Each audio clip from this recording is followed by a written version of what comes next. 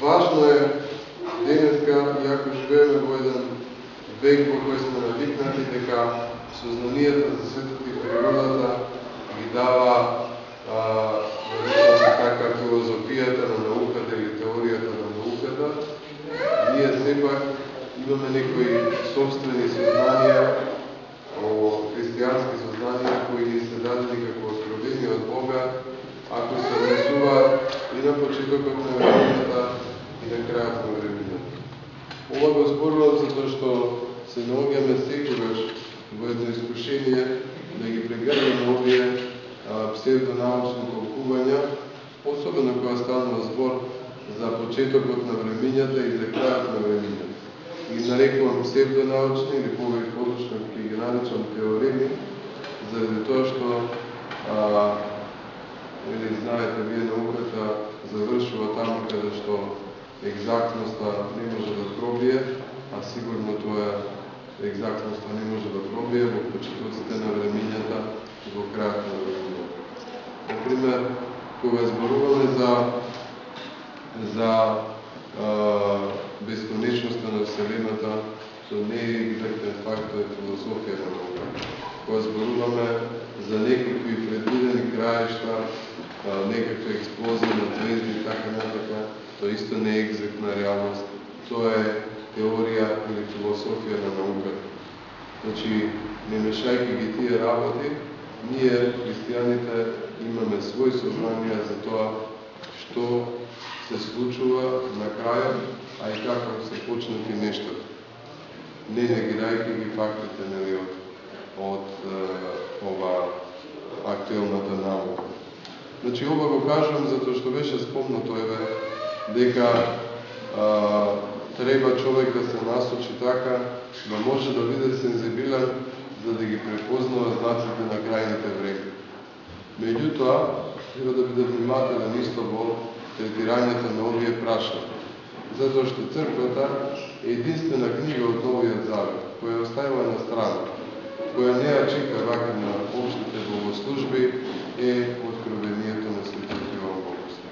Не случајно црквата одлучила да таа книга ја остави на страна, и ја оставила заради тоа што за жал таа знае да предизвика и да ги поттикне многу луѓе на една состојба која што нема врска со духовноста, а тоа е еден страх паничен од крајните времења, кој го парализира битието на човекот и не му дава да се реализира во духовна смисла, во телесно, во секаква, не му дава својата права цел, својата права задача да си ја врши, бидејќи живее во постојан страх од крајните времења. Иако Господ зборува за нив, сепак треба да имате на ум дека пред се Господ зборува за Царството небесно.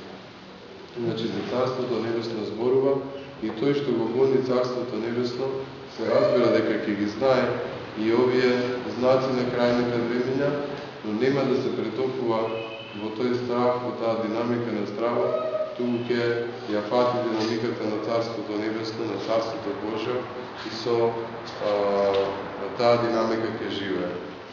Во врска со тоа е исполнувањето на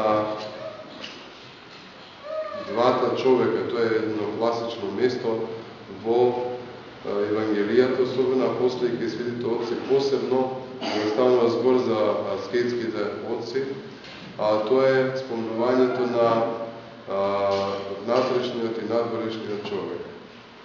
Внатрешниот човек, како што чухме од апостолот, е оној кој останува, а надворешниот се менува и надворешниот нема некако стојност, нема постојаност.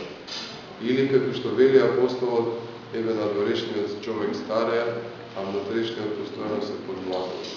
Меѓутоа, човекот, ако живее по духот, тој се подновува постојано во духот, внатрешниот човек него се подновува и тој е оној кој е носител на човечката природа негова, тој е оној кој после во на крајните времења, кога Господ ќе дојде, кога ќе го покаже својот знак, односно знакот на крстот, треба да излезе пред Бога и да се представи во својата убавина или грдоти.